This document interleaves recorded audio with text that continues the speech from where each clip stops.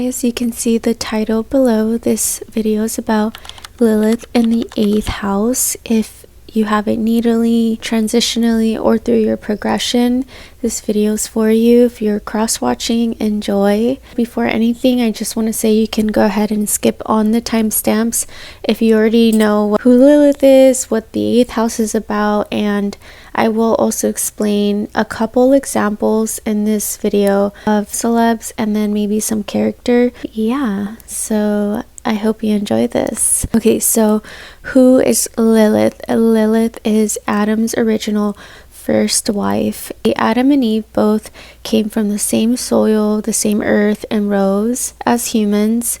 They were meant to co-create. The only thing is that there was no polarity, and Adam didn't like that. Lilith was not submissive, so he kind of shamed her, he banned her, and later he took out Eve out of his rib, and he got his perfect wife in his eyes. The only thing is that Adam did like that sexual energy with Lilith, and he did realize he liked that dark energy, that sexual primal energy. Of course, he didn't want to look bad though, and he kind of like let the blame go on her, and that's why women are very, or not women, sorry, the feminine archetype, so it can apply to anyone, but the feminine archetype is stigmatized in that way if they are very sexual and etc. and all that stuff. So let's get into it. And before anything, I'm about to explain what the 8th house is about. I thought it was really funny that I didn't really care about wearing makeup in this video. Normally I'm a wear makeup kind of person for the rest of the day, but today I really didn't care. So this feels like kind of vulnerable for me, but I thought it was perfect because I was like, wait, I'm about to do a video about the 8th house, and the 8th house is vulnerability and intimacy and all that stuff. It's very raw, really, but not everyone gets to see that. So I thought it was funny that I was doing this for the 8th house and Lilith. Now let me explain what the 8th house is about. The 8th house is a succedent house, so meaning it is where you can maintain something.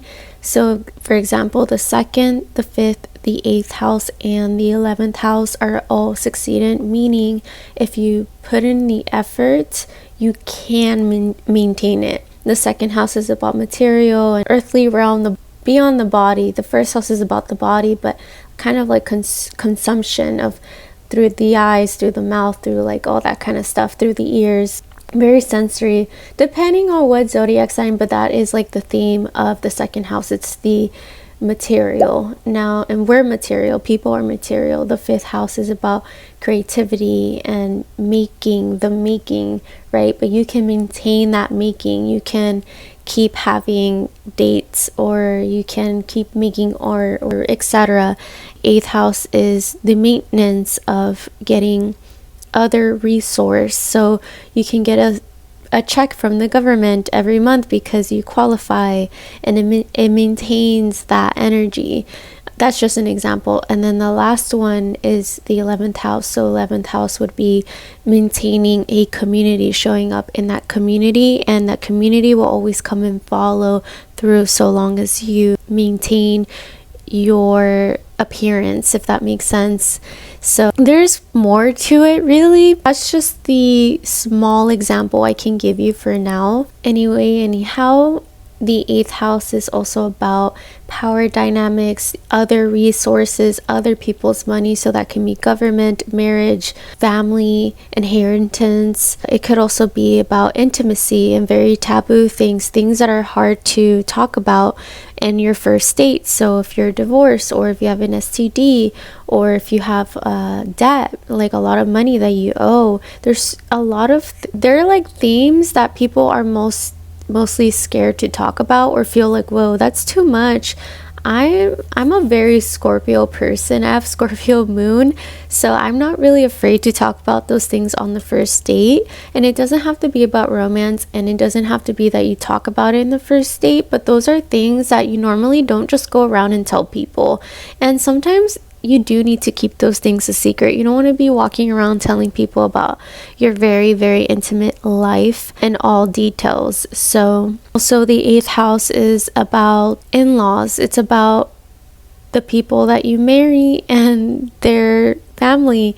So you kind of marry their family in some way if they are connected to them. And also it's about your actual intimacy with you in the bedroom. It's what happens in the bedroom. It's what happens with a person intimately. They get to see that side of you that no one does. It's like true intimacy. 7th house is behind closed doors. Okay, you close the door, you have your own house, whatever. Let's just say it's a metaphor. And the 8th house is when you start seeing, oh, they clipped their toenails, and I'm seeing that, and it's very intimate. Like, you don't see that.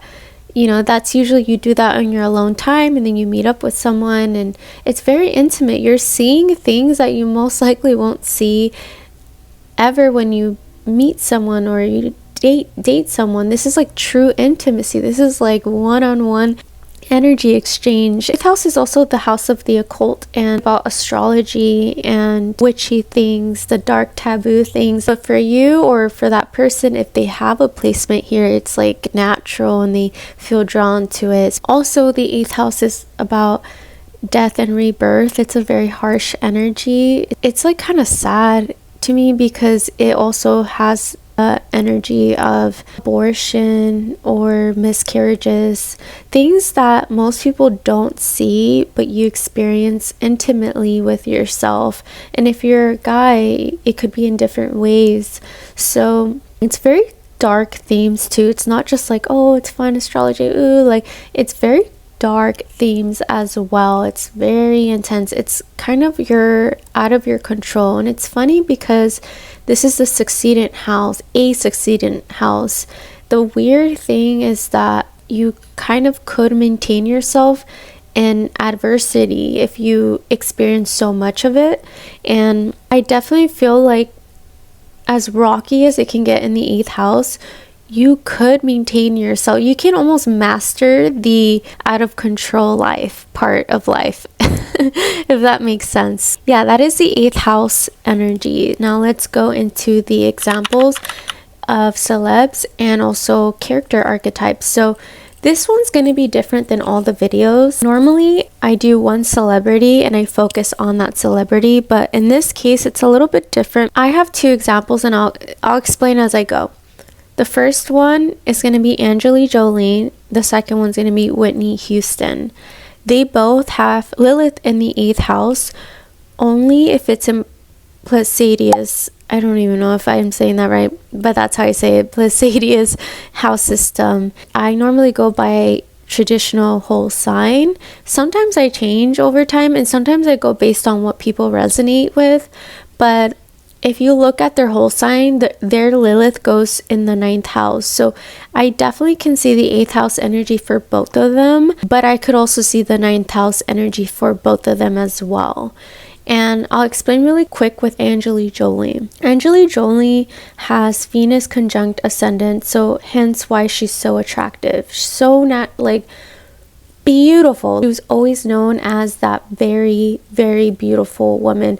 The thing about her is that she has dark feminine energy. She holds back. She's not very flamboyant, but she has this aura, this magnetic energy, and she's very intimidating as well. Now let's go to Whitney Houston. Whitney Houston has Pisces rising, and then she has Scorpio. So as you may or may not know, she was married with Bobby Brown for 14 tumultuous years. To put it in a concise way, there was drug abuse, infidelity for both sides, domestic violence, intense scrutiny from the media. Her drug abuse became so intense after The Bodyguard. That's the year that she got married with Bobby Brown. She also has Neptune in the 8th house conjunct with the Lilith. Her spouse Bobby was physically and emotionally abusive. He was also accused of her doing that back to him. She described her love for him like it was a drug for her. So I think where Lilith comes in is when the divorce starts to happen. It finally occurs after 14 years. So the main themes for her in here is that there were allegations, so no one really saw behind closed doors, but especially through their own intimacy. Only those two people saw what truly happened, and it must have been very, very dark and hidden. Since her Scorpio in the 8th house is linked with Mars, is the Mars ruler, her 7th house also has Mars in Libra, and also she has Pluto there as well. Although Lilith was still present before the activation and divorce, I would say it was the darkness of the marriage itself. Now let's jump into the archetypes, and I'm only going to give you 2 examples, and they're really good ones, but very different, but very similar. So first one's going to be the Love Witch, and I need to watch that movie, but I've heard about it and I know about the story. Side note, I did watch the movie, of course. I had to watch this before posting this video. I will get more into details, but just in a second. Also, this movie kind of creeped me out. It was a bit eerie, but it definitely gave me a depiction on how it could look.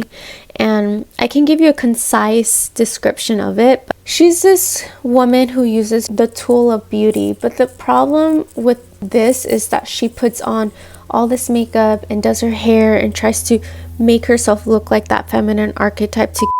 In the movie, she actually identifies as the ultimate fantasy, or she at least tries to get to that point for men.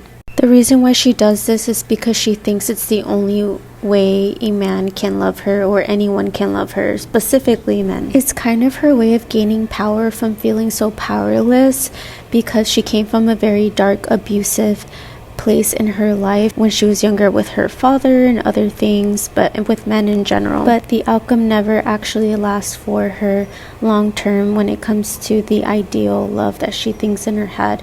It's kind of like a power dynamic playing through with herself and others. Get some kind of power over men. At first it looks like she's in control, but over time it looks like they only see her as that because she portrays herself. She thinks she's only loved if she looks like that, if she looks always perfect and beautiful and very attractive. Like, she's using that in a way to think in her mind that, oh, that's why they love me. And I heavily relate to this like crazy, because as a woman, you think you're only loved through your beauty, and sometimes like that's just lust, and we think attention equals love. That's not love. I think the true beauty that comes within you is, and this is where Taurus, I feel like, is a really good example. If you're a Taurus, like, you're a really good example. Like, heavy Taurus placements, they don't perform, they embody. So they attract by being. They are just being the beauty. They are really enjoying their food, they're really enjoying their life, they're smelling the roses. Like, they very sensory people, sensory perception of life. With the Scorpio archetype, it's about, let me see what I can control and get and perform, and it's kind of like salesy, really. And I hate sales when it comes to having a job, because I've experienced that. That's why I do serving, because people love to eat. With performing, kind of like sales, you kind of have to give this performance, not necessarily like I'm performing only, but like it's a form of convincing almost. And I definitely understand this because I've experienced that as a woman. You try to use your power through beauty, but then you're attracting the wrong audience and you're not getting the idea. You almost have to remember that you're the seed and not the display, because I heard this person say this in TikTok and I never forgot about that. He said a diamond is pressured and shaped, and people think they value it, but over time it loses its value versus a seed. When you plant it, there's something organic and it grows. A tree is so precious and it carries on its seed. Anyways, that is an example of what Lilith can look like in the 8th house. You feel suppressed by performing, by showing, kind of hypersexualizing yourself in some form, in some way, to get what your needs and met. So I genuinely, and this is my experience, and maybe someone out there might feel this way, I genuinely feel like if I don't go out with makeup, it's almost like I feel like I have to because of societal pressures. Most people say, oh, like natural beauty, whatever, you can embrace it. A lot of people don't wear makeup. The thing about me is that I definitely feel suppressed trying to wear it all the time because, you know, you get told, oh, you look tired, and something like someone's always like saying something. So the makeup puts up this performance and mask, and sometimes it kind of does something to you psychologically where you do feel a little bit more ready. You feel a little more alert because you look at yourself in the mirror and you're like, I'm ready for the day. I feel really good. It gives you like a confident ego boost. But sometimes behind that makeup, it's a little tiring. So there's a part of you that could, or that archetype, kind of like hers, the love witch, and she does like spell it, like she does performance things to get men to love her, for her to have power. But in reality is that Taurus is such a perfect example, like I said before, where you just embody it. You are the value itself just by living, by breathing, by experiencing, and really being. Now, the second character I want to... Side note, this video is getting really long, but it's Glenda, and I'm just going to explain it in a very concise way. So Glenda's a perfect example for someone feeling suppressed from their dark feminine energy. This character is also put in a very high pedestal, so they see her way up there, but I also feel like it kind of reminds me of the actual actress. I feel like they put her in a very high pedestal, and it could be very pressuring, and I feel like sometimes she also wants to be seen as a human, and she also goes through her own inner world as well, despite of her being so exposed. Back to the character, she's very highly magnetic.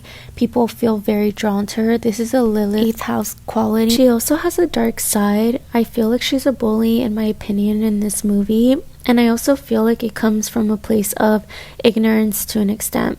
She also gets what she wants, but in return she feels repressed doing so. There's also some dark secrets going on between her and her intimate relationships, such as her lover and best friend. She's also not being honest about her best friend as the witch, and I also feel like she has that suppressed within her. She wants to release and be honest, but she can't. Lilith is interested in this house because if you notice, Angelina Jolie, Whitney Houston, the Love Witch, and the Wicked Glenda, they're all similar but so different at the same time. There's a form of suppression happening, there's secrecy happening, but it's not what you think kind of thing. It's really weird. Lilith here is really weird. You can't just like put one archetype and that's it. Like most people think seductive only, and like no, there's more to it. It's so deep, it's so intense and so dark. So that is some examples of the celeb. That was kind of long and a little bit different than what I normally do, but let's go right into the natal part.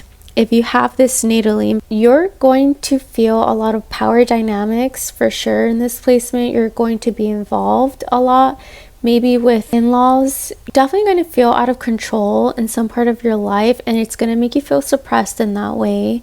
There's like, again, like I mentioned with Angelina Jolie, when you're so attractive and so magnetic and things go out of control because of your beauty, and that's not the only reason why her life got out of control, but when you have so much beauty, sometimes it makes people really dumb and crazy, and you gain a lot of popularity, but you might not want it, so you feel really repressed from that. So it's things out of your control where there's not much you can do. You may experience, let's say, intimate relationships, and these people are very dark. Like, this is giving me corrosion, people putting you in places that you don't want to be in. You could also experience feeling like you need to give your sexual energy in order to exchange to survive. This happened a lot back then, where women would get married with men that they didn't even like, but they needed to survive, and they would have to, you know, like give up their bodies in order for exchange of some kind of form of stability. Especially back then, that was like a huge thing. You might also want to marry someone, if, or not just marry, but be with someone who has high status or some form of resource that can benefit you. I'll get more into depth with that, but there could be a reason for that. Maybe you grew up with very intense background with your childhood, and now you are only making sure you're going to be safe from there. But then it kind of it gets to a point where it represses you, and then you didn't realize that that's something that you didn't really actually need. So for example, I guess I can say, long story short, in a concise way, you grew up very poor. You never want to be in that situation. You feel like you can't really get somewhere unless it's with another person's resource. And it doesn't matter if you're female or male, because I've seen male also use women for money. A lot of guys think only girls are gold diggers. That is not true, because, and I'm going to call this out, because my mom was used by men for almost half her life, I would say, her dating life, for her money, because she works really hard and she's such a generous person. It's also giving me that be careful with your sex life, because you may come across some very, very dark people that you may not know you are having sexual intercourse with, and you have to be very, very careful with this. You may have secrets that you might not want to know, but you do want to know anyways, because you're going to exchange so much energy with them.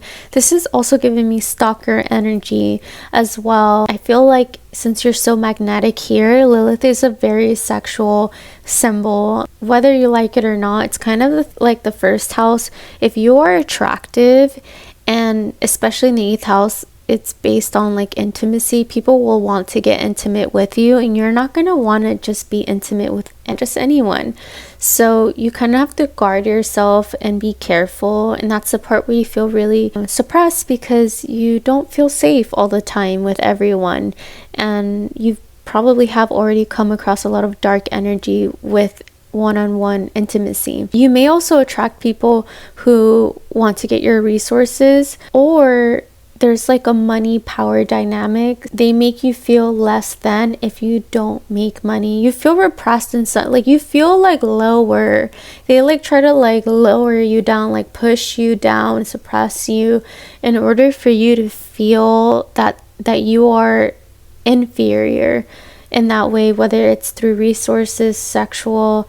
Sometimes it could be that they put themselves in a pedestal and they try to bring you down, and in reality, this is what I'm thinking, they're projecting their insecurity onto you. So they might think and make you feel very ugly and hideous, and like your body and this and that, and picking at you. But in reality, they are threatened and intimidated by that, because they think someone else thinks that of you. Like, you're attractive, you are naturally attractive or sexually attractive, and they don't like that. So they try to make you think, and they may also have resentment about that. I do want to add that they may also feel that about you with money. So they might be resentful that you make more money, or they might want you to be still making money and they're being greedy about it. There's some power dynamic playing, and it's not playing well. For example, they can make you feel guilty for receiving in any way. They can tell you, I pay the bills, I pay the rent, what do you have to offer? Like, really make you feel down for those things. For me, I like to think that if you're going to complain, why are you here kind of energy. That's just how I see it. So very complainer energy, or just BS, kind of like power dynamics with money, intimacy, things that are secret and discreet upon and away from people. But like, they might not like that you may be the more quote unquote the more attractive, but in reality, attractive comes in the beholder of the eye, and it also comes through not just your look but your energy. You can look very seductively beautiful, can put on the makeup and do your hair and wear very nice clothes, but in reality what truly is beautiful is your energy. What really magnifies and attracts people is your energy, and sometimes people want to suppress that. They don't want that, or sometimes they might make you feel less than if you don't do those things. I also feel like you might not get the support that you need. So let's say you want to lose weight, they will put cake in front of your face, or vice versa, they will tell you to lose weight. They'll do things to make you and break you down overall. They might also break you down mentally, emotionally, physically, but in very secret ways, in ways that no one can actually tell. It's very subtle, and that's what's very scary because it is hidden. And I definitely feel like you might find partners that make you feel like if you don't wear makeup or your lashes, or if you're a guy, if you don't look a certain way, if you don't have your six-pack, or if you don't like this and that, then they make you feel like they don't care about you, and they're like, okay, then you're nothing. They're just superficial people. You may come across superficial people that way. You might also attract very lustful people, so be very careful of your energy and yourself and your body. Make sure you treat yourself like a temple and know that you are worthy of good things. Oh, I remember one thing. So you may also come off as very mysterious, again with that Angelina Jolie vibe, and you may have a lot of secrets and people feel it, like they feel it. That's why they feel more magnetized by you. You may also kind of be into witchy things, astrology, tarot, candle work, kind of taboo things, or you could maybe be repressed through your sexuality. Maybe you are a very sexual person. You like getting down and dirty, and sometimes it could be, especially if you have Uranus here, there could be some kind of curiosity within you that wants to go through the gender or other kind of sexuality types that there is out there in the world. So there could be so many different things with the sexual part of your life, and that may be repressed by you because you might be with a partner that you're not actually attracted with, or you may, because you're with them for resources, or you may be with a partner that you can't be yourself with, or there's so many different things. But part of you also is very sexual. It could be that you are attracted to people who are obsessed with you, or it's the opposite, where you cannot stand people who are obsessed with you, but you always attract those kind of people. It's like it's very strange. The 8th house is like really strange to me, kind of like the 12th house. It's something that is hidden, you can't really see at all, actually, because with intimacy, the only person that gets to see that intimacy is the person experiencing that intimacy with you. So, or people that are experiencing that intimacy with you. So there's a lot of secrets that you may have, and you feel like you really can't tell anyone. Like you cannot tell anyone because it might do something bad in your life in some way. It's going to affect you in some way. So I just want to say, at least for the natal part, it's a very dark energy. It's probably a placement that's really hard. 8th house energy is out of your control. That is a very hard thing to go through, and I feel for you guys if you have that, because especially if you have Taurus placements and you don't like no control, this is like a very uncomfortable placement to have. Since this is the house that is very dark, you're definitely going to experience one or the other that I'm going to mention. So you're going to owe money, or go through STDs, a life and death and rebirth, or you might experience just anything that is just so dark in that way, just like miscarriages, things like that. Hopefully not, I hope not, but those are like themes that happen in the 8th house. That is, if I have anything to add, I'll of course add it in an extra clip. If not, then we're going right into the transits and progression chart. So if you have this transitionally and progressively, know that transit for Lilith lasts about 9 months. It can linger before and after, and on top of that, you can't really skip the energy. Sometimes you think you can avoid it, but transits are real. If you have it progressively, it's just kind of, let's say you had 7th house Lilith, eventually it'll go to the 8th house, but very slowly, like very slowly, and it's still going to stay there for a long time. So this is going to be a very dark place, and I can attest to this because I experienced this actually recently. We're in Scorpio right now with Lilith for 9 months. I don't know when it's going to end, but it's still going through the transits right now. So you're watching this. If you watch this later, then it's a different time. But in my progression chart, it's in Scorpio 8th house transitioning right now, but in my natal, it's going through my 9th house. Let's first explain what can happen in this placement. You're going to have a very dark energy with someone that you will have intimacy in some form through sex. I would say relational wise, and sometimes it can even be with your friends intimacy.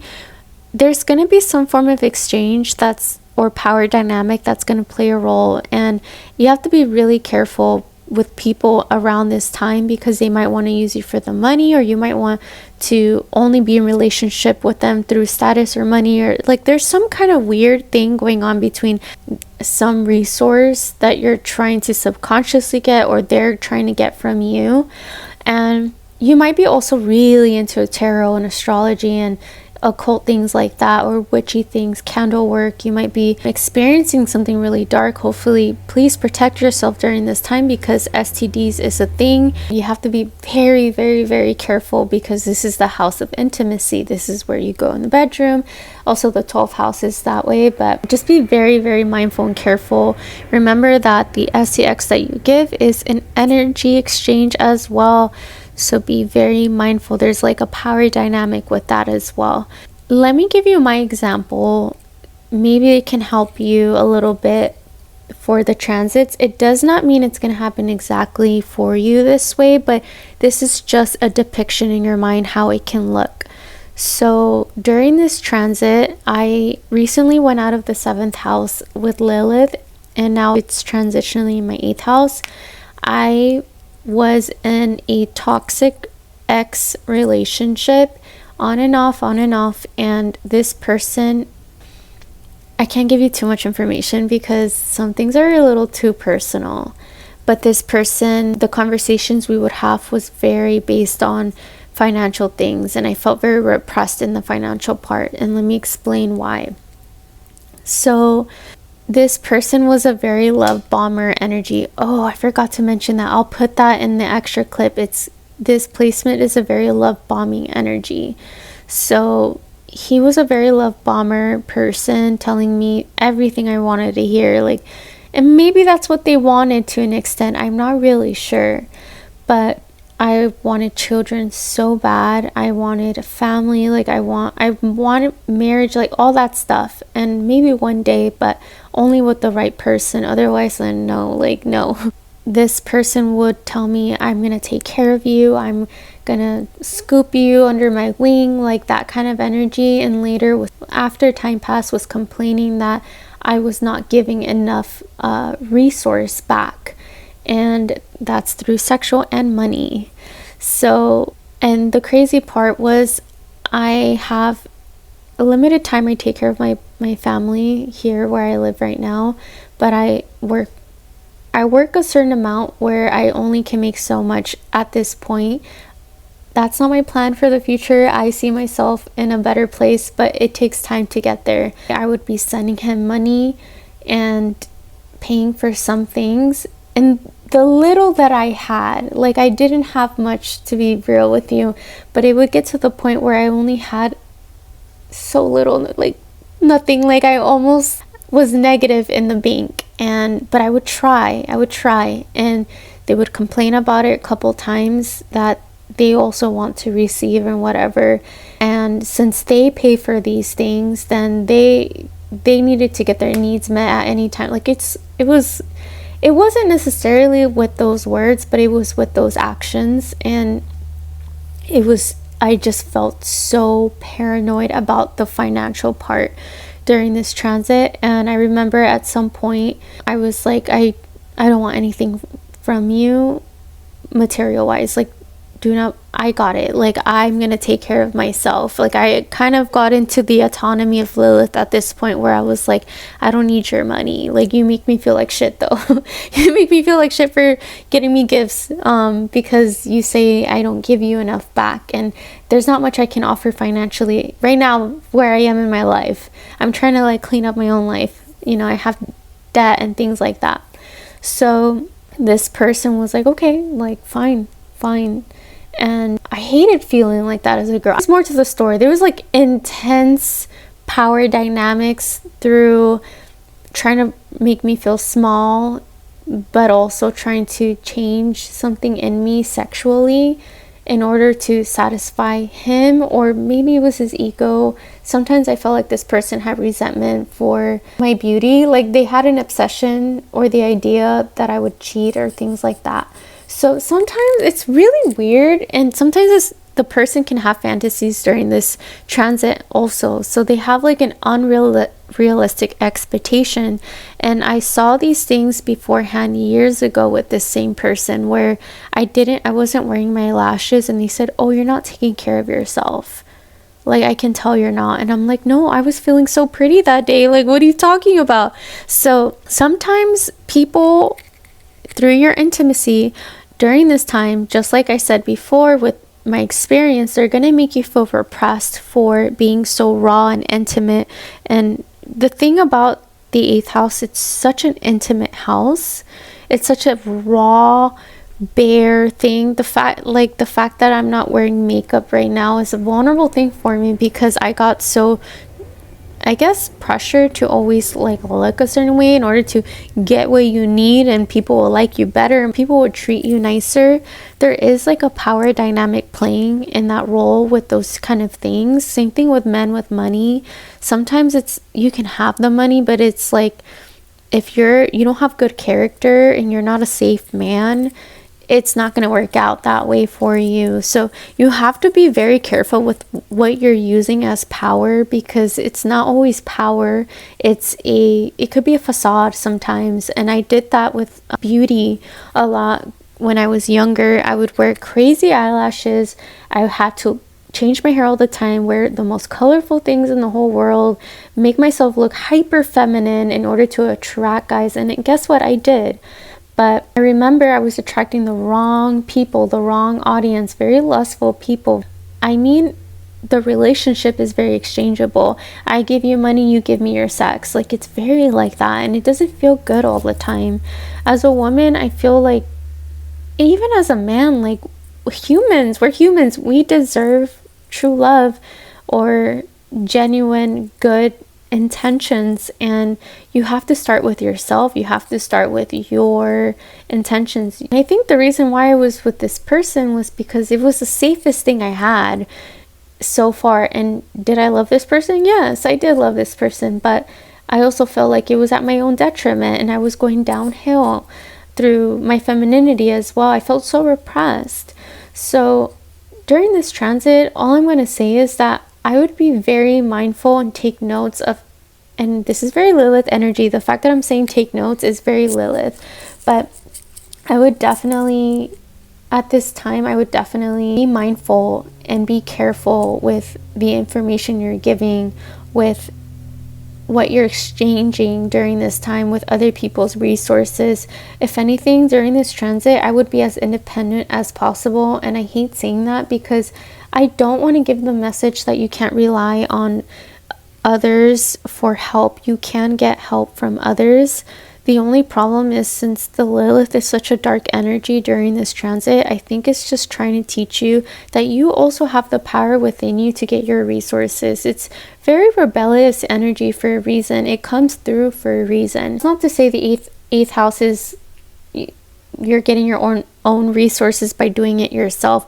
You're gonna find a way to get your own resources through someone else's resources in this house. That's just how it works in the 8th house. It's not your resource to begin with. So for example, with my job, I do serving, but in return of that serving, I get really good tips. And that is not my resource. Those are people genuinely giving that, but it's because I give really good service. When I really care about something, I'm very diligent. That's just like my personality. But I do get resource from that job. Like, it's probably not that easy, but it's a gift. I take it as a gift. I'm like, I'm so thankful every time I walk out with those tips. I'm like, I'm so thankful from the universe. Like, thank you, universe. It feels like it's from the universe, but it also feels like it's coming from within too. So don't misuse that power. Be careful with that power. Be thankful that the resources are coming to you,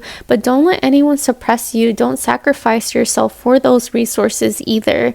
I think this transit is just teaching you, don't self-sacrifice or suppress yourself in order to get these resources. You can have those resources. It will come to you, but it's just trying to teach you, I think, to cut those things off. And for progression, this is going to be a longer theme, so I would incorporate the needle as well, and then kind of look close when your progression will be over, because maybe your house system is shorter or something along the lines with your chart. I don't know how you use your chart, but the degrees might be at the end of the degrees and you're moving on to the next house. Life is going to change for you in that way, so keep in mind with that. And then let's give a couple examples of zodiacs with this house. So I'm going to throw in random ones. Let's start off with Taurus. Ooh, okay, Taurus, Lilith, 8th house. These people, if you happen to have this, these people are going to want for sure to be safe, and they're not going to choose someone who, I'm sorry, they're not about love at this point. Like, they're about love and resources. They're going to want to feel safe financially. They want to be taken care of. That's just how it is. They want safety with a person somehow. It's just an example. That's not the whole thing. Taurus here also is very Venusian. So the fact that you're very beautiful, and especially in the bedroom, can get you resources. Not to say that's an exchange, but it's a natural one for sure. If you have, because it's Venus in here, but it's at detriment with Lilith, so you might feel repressed in some way because maybe you chose safety over someone you truly love. Like, I don't know the context of your life or everyone's chart, but I know that can be the case. If you have Scorpio here, same thing with, you might feel like you want to have power, or someone wants to have power over you. There's definitely power dynamics playing in this house, and there's going to be obsession and jealousy and that kind of theme, like basic stuff that Scorpio is like. And then if you have Pisces here, there's like a wounded part. There's a part of you that needs to heal through this kind of intimacy, and you might find partners that are not as supportive emotionally, and you may feel, I think that's why Angelina Jolie and her Brad Pitt guy ended things off, because maybe that guy wasn't it for her emotionally, and she needs to heal that part of her life through intimacy and or resources or whatever. Aquarius, if you have Aquarius here, Uranus is kind of the energy here, so there might be a part of you that really feels rebellious about power dynamics, and you're just like, nuh-uh, like, I'm not having this. Or you might be maybe attracted to the same gender, who knows what, or have fantasies about it, but it's not what you actually want. They're just fantasies. There's so many different things that can play in the 8th house. I'm also getting that any zodiac here might be really into witchy things, tarot things, astrology things. They love that kind of stuff. They love information. Virgos especially, analyzing everything to the deepest core. Same thing with Scorpio on that part. Aries, Mars energy, very aggressive.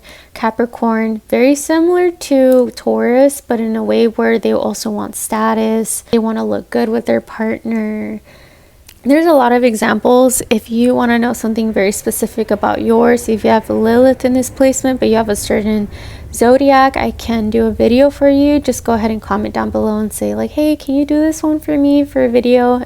And I can do it, but only if you request it, because if you just like put random, like, oh, I have this, I probably would just assume that you just want to let others know that you have that placement as well. But yeah, and then I'm gonna dive into the shadow self of Lilith in the 8th house. So okay, shadow self of Lilith in the 8th house. This applies if you have this dark energy or you recognize this dark energy. So there's a couple things that can manifest. The first one I can think of is you may want to rebel getting resources from other people, and you're going to want to be independent and be like, I got it. So basically you're gonna want to take control, but the 8th house is not about taking control. It's the area of your life where you don't have control. So that's like the hard part, that you're trying to feel rebellious but suppressed at the same time. You may also withhold yourself, so kind of like a silent treatment, or you may withhold information. such things with money and emotional things, or your real thoughts about something. Another thing that it's kind of controversial and maybe subjective in this part, but I personally think it could get a little dangerous. You could be a bit promiscuous and possibly get an STD, or possibly get a lot of infections or infect someone else, maybe not being honest if you have it. And it is important to have real conversations and honesty when it comes to these things. You also may feel like you have the power with your beauty, with money, with something, and you're using that against that person. You may also be very jealous. You may be possessive or very hyper, maybe obsessive about someone. You might also be attracted to people who have money, people who have resources that you feel like you don't have. You may also be attracted to someone who is obsessed with you, or you're expecting that from a person. You may be asking, why are they not obsessed with me like I'm obsessed with them? Abuse with oneself can occur behind the doors, kind of like the 7th house. So you could abuse yourself with drugs or addictions, or maybe there's secrecy as in infidelity. There's so many things that are behind closed doors, and they're dark secrets that you keep from the public. You can also manipulate through your power with your beauty or money, and you can also manipulate through love bombing. So this might not apply to you directly. It could apply to only very few if they feel like they resonate or they experience things like this. I would definitely keep in mind that both energies, both partners can carry this, and maybe the other person might have it, but maybe there's a part of you that needs that Lilith energy as well. Speaking of needing Lilith, you might also need this experience. So you may feel suppressed, but that's for you to feel empowered and to walk away from things that are so toxic in your life. Also, you may feel repressed, just like the example earlier that I had, where you don't feel connected to your dark feminine energy and you're only with your light feminine.